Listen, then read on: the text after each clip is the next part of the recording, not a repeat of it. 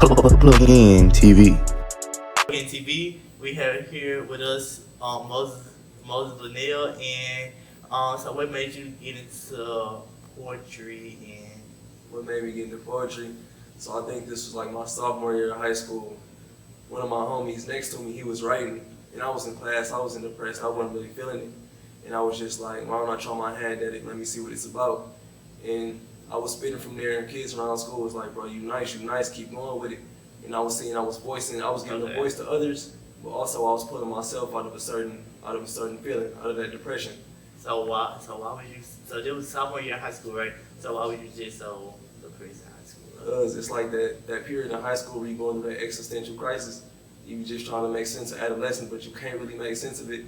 And I'm just in school and I'm wondering like, man, what is this shit all about? Like, what am I here for? So you got into depression because you was I was just lost. I was lost. just young, lost, going through adolescence.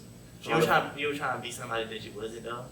No, I was always like an authentic person, but I was trying to find out who that person was. If Sure. that makes sense. So that person was brought to you through music. Most definitely. So when you say you speak into like other people, what you mean? Like you speak like it for other people, what you mean? I mean, I give a voice to the voiceless. If you like, I always been good at articulating myself. I just had a natural way with words. Like, that's not something where I practiced that and was like, one day I'm gonna voice the people. It just came to me. Sure. So I say, I feel like it's God given, and I feel like that talent is for a purpose. It's not for no reason. So most definitely. So when you so you look at this person that came up with the like they helped you start writing as a role model.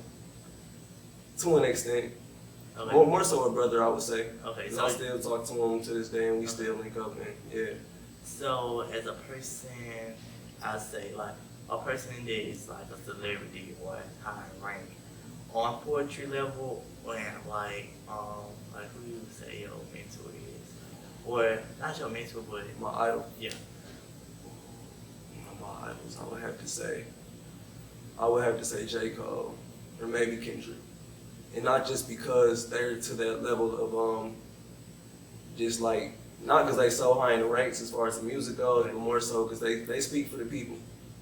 Like, it's a lot of folks out here, they talented, but if you ever notice it, they don't give a voice to the people. They might give you what you want, but they don't give the people what they need. So what organizations do you? So do you do it like on campus? Most definitely, I'm a part of Outspoken Arts Collective. Okay. So at Outspoken, it sounds like an organization that helps you just like be yourself, be free. So can you speak on your organization? Yeah, so most definitely when I first came on campus last year, I'm not from here, I'm not used to this type of culture.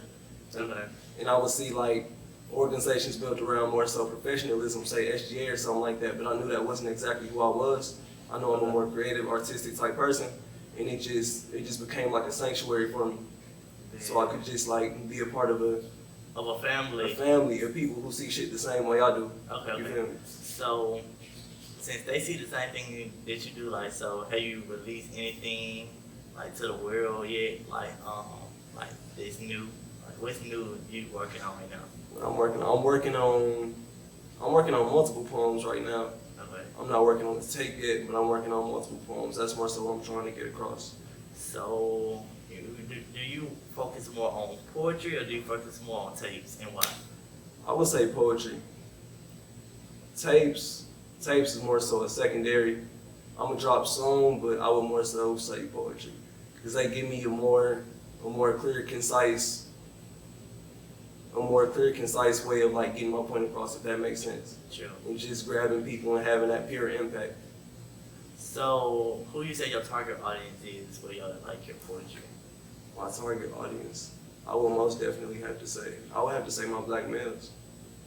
Why males though? So like most people, male and female, even like it's like R&B-ish type. Yeah. They typically like everything is like geared towards like women. So why males? My males, that's exactly the reason why, because everything is geared towards women, and that's not undermining women. Right. I most definitely love my black women, but I would just have to say, like, if I don't give my black males a voice, who will? It's true. That's facts though. So. And how many people have that God-given ability to give my people a voice? So I mean, I just feel like I gotta serve my purpose and I can't waste it. So that's most definitely why I go for that audience. So since that's your purpose, so what you think about naming, like what you think about naming your next poem? If like off the dome right now, name your next poem. Off the dome. Spiritual. That's what I want to name my next poem. That's more so what I want to get at in my poetry coming up, is the spirit. So if you can see yourself, I'd say, like after college or just like while in college, what's your biggest dream to like ever achieve, like on a poetry standpoint? On a poetry standpoint. See, when it comes to me, on a poetry standpoint, it's not as much about numbers or metrics, or that more so, it's more so about the impact. Okay. Because you can see some artists out here who get, say, 100 million views, but they might not have an impact. You might see an artist out here who gets 100,000 views, but has like all the impact in the world. So I mean, I think the main purpose of art is really that impact, as opposed to just getting numbers and. Oh yeah. So you hold more so, I say, in your heart to art, like the beauty of it and like how you can better art in today's society versus just be like, okay, I'm hot, I need to be hot right now, and like I got to get it. Like, Most definitely. I mean, I wouldn't shy away from the numbers. Like if they come, they come. But I mean, I don't think that's a metric of my success at the end of the day. I think it's about upholding art and the purity of it. What's it's about spreading that and just the impact. I think your impact, like how much of an impact you make as an artist, that's your real metric of success. That's how successful you are. yeah. So, I heard you say you write a lot. You do all this like writing poetry. So do you ever post it like on social media or like on any platforms? On any platforms, typically I just perform with Outspoken Arts Collective. Typically, so Yeah. you You might see some Instagram poems coming up, or Okay. even maybe some song snippets. Yeah, so you definitely should like, what's your platform? Like, what you try to like base your platform on? If you was to have a platform, The like, gram, that's where everybody at right now, most definitely. yeah, the gram, yeah, like I just remarket my gram. Yeah, that's where the most eyes are at, most definitely. Yeah. So it have to be the gram. Is there some music apps out there that's like, I say like a music Facebook or something like that? Like, what can I say? Like, you know how like Vine was for like Viners, and they was always making skits. So there's no app out there for just music people to like, hey, I do this, this, and this. So, yeah. I mean, there's apps out there such as Bandcamp, but they not nearly as mainstream as one would like. So Okay. So yeah. So would you ever drop your own platform to be like only for people that write poetry? This is the platform you need to be on. see, that's dope, because I will open up an entirely different lane for like people that Yeah. are art form. I would eventually. I don't think I'm anywhere near that point now, because I have to make my own way into the door before I start veering off. Right, but especially since it's like you caring so much about the art and so much about the creative of how the art is made versus Versus all the numbers in the cloud Yeah. and goofy shit. Yeah. I mean, yeah, but I mean, that's definitely an amazing idea. I would definitely like to go about it someday. yeah. So in the near future, hope to see you doing something that impacting the art community. So did you want to share like any of like your social media platforms, any of your other things that they can follow you on? So yeah, currently it's gonna be Moses with the Roses on Instagram right now. That's where you can go check me out at, most definitely. Or if not, you can just pull up at a OAC, Outspoken Arts Collective show, and most likely hear from me. So yeah, Alright, and where you from? I'm from Milwaukee, Wisconsin, So the north side to be exact. So Milwaukee, so you have this like when you talk, you have this. Do you get this a lot that you have a T Grizzly like? Man, I get it so tough, and they tell me like it's not just a regular like up north accent. They tell me my accent is tough, like Yeah, like, it really like is. an accent. And I've been hearing hella people say that like, bro, you sound like T Grizzly, like your accent, the way you speak. And I'll be at first when I first came down here, I was like, I don't really hear this shit. But after like going back up north and really just sitting there listening, it's like, yeah, I got a strong ass accent. Yeah, you do. So then you said like you was like a vegan or something like that. So what made you get into like being a vegan? So what made me get into being a vegan? So this was like, I think it was like my senior year of high school.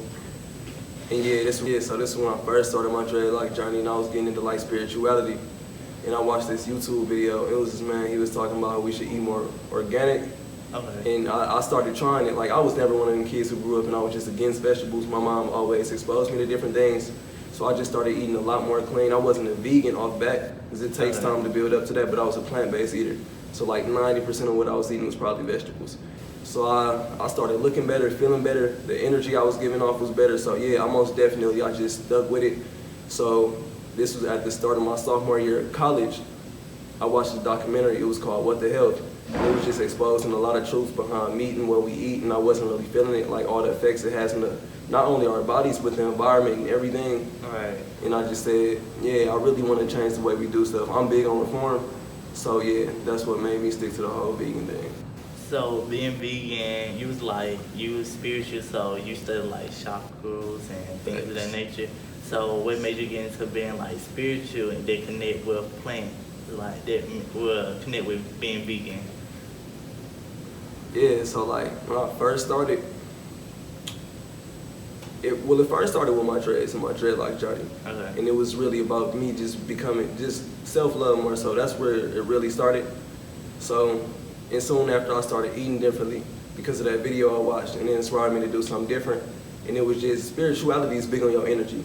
Facts. And it just helped me feel a lot better inside, and I could give off better energy. And I noticed when I eat cleaner, my energy is a lot better, and I can keep a much more positive mindset. So most definitely. Yeah, that's why I was just telling people like, sometimes I don't want to be around you. We can cut the friendship because I mean like I'd rather cut the friendship and then we still can be friends, still can be cool. Facts. Versus like we keep this friendship and it's gonna end because like I'm not in a great state or I'm not gonna give you all the energy that you need at the current moment. Right. Just because I mean it's gonna be unbalanced. Right. So I do feel where you're coming from, but you should name your first poem self-love for like men, because men just don't typically think that they need self-love. Like they don't think they should go to like the nail shop. Like they think that's a form of like being homo and things of that nature. So but I mean, we all human at the end of the day, so everybody needs self-love. yeah. I mean, you gotta love yourself before you love anything or anyone else. So self-love is critical, most definitely, for everybody. Yeah, so do you feel like that you give off like a Wale type of vibe? Do you get that a lot? Man, because Wale, he is just so like on Twitter, he's just like he don't care type of person, and it's just like, hey, what the hell?